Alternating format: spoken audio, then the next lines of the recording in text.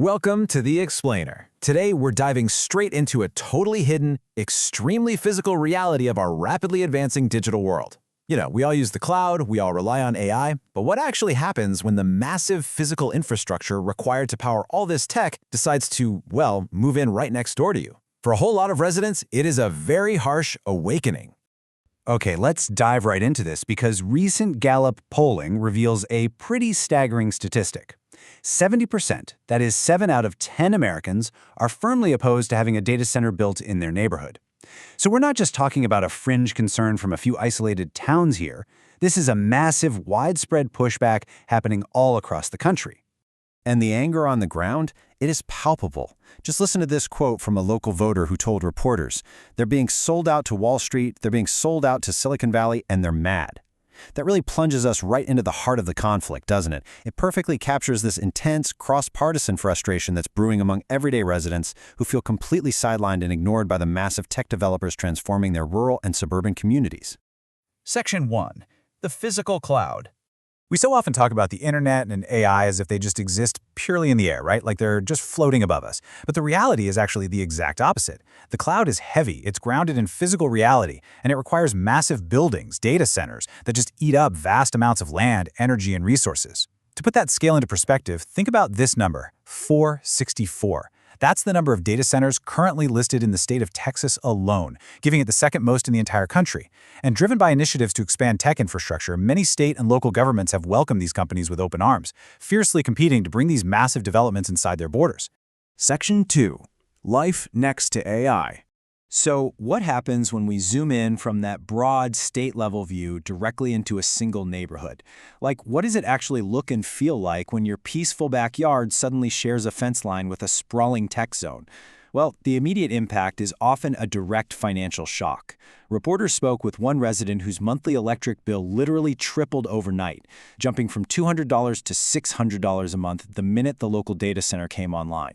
That is a devastating, totally unexpected hit to a household budget, and it's a direct result of the facility's immense power draw. But the financial hit is really just the beginning. Residents are forced to endure a whole catalog of visceral daily disruptions. We are talking about constant noise pollution echoing through the neighborhood, massive drains on local water supplies just to cool the servers, the rapid loss of surrounding farmland and wildlife, and consequently diminished property values. These are profound, highly localized impacts on everyday life, and the residents are having to face them without ever being consulted in the first place. Section 3. The Wall of Silence. And this brilliantly illustrates the core problem frustrating these communities. It isn't just the physical disruption, it's the complete breakdown of communication and the utter lack of transparency from the developers building these massive centers. On one side, you've got developers securing government tax abatements, buying up land at a premium from a few lucky ranchers, and strictly enforcing non-disclosure agreements.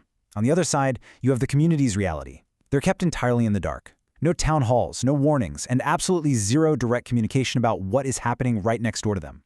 Let's talk about those NDAs for a second, because this is absolutely crucial. Non-disclosure agreements are legal contracts being heavily utilized by these developers to obscure project planning documents. Because of these legal walls, everyday residents face intense, sometimes practically impossible difficulty when they're simply trying to access basic information about what is being built in their own community. It's like a giant maze designed to keep them out. They are intentionally shut out of the conversation before it even begins. Consumer advocate Erin Brockovich actually summed this up perfectly. She said, "If I was moving next door to you, I'd come over with an apple pie." And it's true. It's a stark contrast in just basic human decency. A normal neighbor introduces themselves. Big tech developers, though, they arrive with a fat check for a specific landowner they want to buy from, while effectively telling everyone else in the neighborhood to just go fish. You don't see executives showing up at community board meetings asking how they can be a good neighbor. Notice the stark disconnect in the power dynamics here. Up at the top level, Washington, state governments, and county officials widely offer their support and massive tax abatements to these developers. In fact, many facilities are built in opportunity zones, which means the developers end up paying far less in taxes. But down at the grassroots level, the locals are the ones actually left carrying the heavy physical burden of the infrastructure, and they feel entirely abandoned by the very officials who champion the projects. Section 4. Mapping the backlash. So how exactly do you fight a wall of silence? Let's look at the grassroots response to this systemic lack of transparency and how these isolated communities are finally beginning to band together and fight back. The fundamental issue for locals basically boils down to this: where do residents go to be heard? When the city council isn't providing answers and the developers are hiding behind their NDAs, locals are just left in a panic, asking questions like, what about our water? And who is actually regulating this stuff? For a long time, there was simply nowhere to turn. Enter the Brockovich Report Map. Aaron Brockovich launched this new public tracking website, and it's specifically designed to be a place where isolated residents can self-report their concerns about data centers, whether those facilities are up and running, just proposed, or currently under construction. In their response, it has been absolutely overwhelming.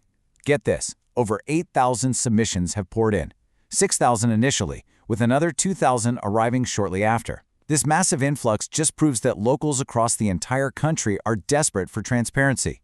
Through this map, they finally have a place to see the bigger picture, network with each other, and realize, hey, we are far from alone in dealing with these disruptions. So the crucial point is how the industry is reacting to this pretty terrible reputation they're building. Developers have actually formed lobbying arms like the Data Center Coalition. And to try and fix their image, some new developments are pledging to generate their own power, building massive solar arrays, or even expanding natural gas refineries attached to the data centers. But here's the catch. Despite these massive physical additions, there is still absolutely zero direct community contact. The basic human element of communication is still entirely missing from their strategy. And this utter lack of representation is causing a massive political shift on the ground. One Texas voter stated it bluntly, saying, "My entire community is going to break rank." This is an incredibly unique, cross-partisan coalition forming right before our eyes. Because locals are so fed up with the noise, the rising bills, and the sheer secrecy of it all, voters, both conservative and liberal alike, are telling reporters that they are completely willing to forego their usual political issues and flip state Senate seats just to put a stop to these data centers. Which leaves us with a really critical question to ponder. As the cloud grows heavier and requires more and more of our physical world, will developer transparency ever catch up to the technology? Look, these AI advancements are incredibly powerful, but until the human impact is genuinely addressed and that wall of silence is finally broken down, the backyard backlash is only going to grow stronger. Thanks so much for joining me for this explainer.